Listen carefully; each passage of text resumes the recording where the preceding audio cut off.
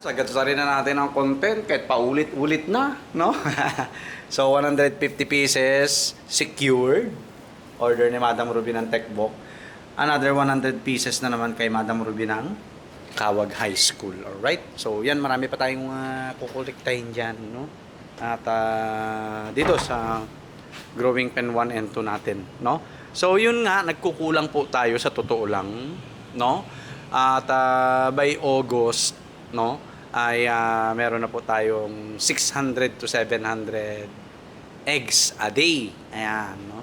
So 600 to 700 eggs a day po, no? So abang-abangan nyo po 'yan dahil syempre marami-rami na tayong mai-offer sa ating mga customer, no? So yun, dami na naman itlog. Kunin na natin, samahan nyo na ako para hindi naman sayang yung paggawa natin ng content, no? Ayun, no? Kana na yan, bebe. Dalawa, oh. Oh, di ba? Ayan, oh, may dalawa tayo. Namatay na naman yung, katul. Pangit yata yung nabili kong katul. Dito, oh, tabi dyan. Wala. Matumal. Hindi, mamaya pa po yan. Mga 6 p.m. 5 p.m., 6 p.m. Yun, dito meron. Kaya samahan nyo na rin po akong manguha ng egg. Ayan.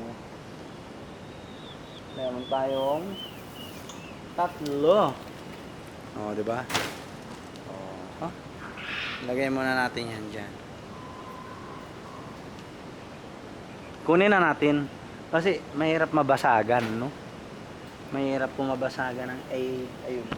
Dami. Yun, dalawa. Right? So mamaya-maya, marami pa po yan, no? 6 p.m. ang banat ng mga itlog nila, no? Okay, ayan. Meron tayong 2, 4, 7, no? May 7 tayo. Ayan. So yun, no? Kapag napuno na natin yung Growing Pen 1, 2, 3, 4, marami na tayong layers po, no? Plus meron pa tayong 100 pieces, 100 heads na tawag rito na dyan, na breeders, o di ba? Kapag puno yung incubator, yan yung 3 incubator natin. Ito, 1, 2, tapos 3. Yung mga itlog ng mga breeders natin is ibebenta natin as fertile eggs po, no? Yes po, ibebenta natin na fertile eggs. So 5 pesos each po, no? Iba po ang presyo ng fertile eggs sa table eggs po. Okay? So, yan, no? Bali, minimum 100 pieces po tayo sa fertile eggs po, no?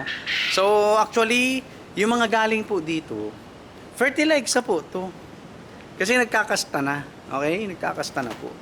No? Nagkakasta na. Yan, yung mga yan. No? May mga lalaki yan. Kaya wala tayong problema dyan, no? Soon, makakapagpapisa na po tayo, no? At para at least mapuno na natin to. So kapag nagpapisa na po tayo at medyo malalaki na yung papisa natin, aalisin ko na po itong mga breeders natin dito, no? Ililipat na po natin para at least mapuno na po natin ng mga layers po yan, no? Ng mga layers po, no? So ganun po ang gagawin natin. Or lahat ng papisa po natin, first batch, lalagay na natin dito lahat, no? Lalagay na po natin dyan. Tapos true and true na sila dyan kahit wala nang harang yung gitna po niyan, no? Para at least marami na tayong makukuhang itlog ng pugo, no? Tapos benta na lang ng benta, kolekta na lang ng kolekta ng hapon, benta na lang ng benta, no? Pakain na lang ng pakain, gano'n na lang po, no? At yung mga manok po sa kabila ay hindi na natin gaanong focus po yun, no? Pero yung mga oriental sweaters po natin ay hindi po mawawala sa ating yard. Yes po. Hindi ko po pwedeng basta-basta na lang i-give up yan. Tara po, kape tayo. Yung mga oriental sweater natin. Dahil 4 years in the making yan. Hindi ko pa nakikita yung final result. Alright? So yun lang po. God bless po sa ating lahat. Bukas may pasok na naman. No? At ayan, gumagawa tayo habang nanonood tayo ng YouTube. Gumagawa tayo ng mga handouts ng bata, pang assessment nila, at saka lesson plan po. Alright, so yun lang po. God bless po sa ating lahat. Pam, peace.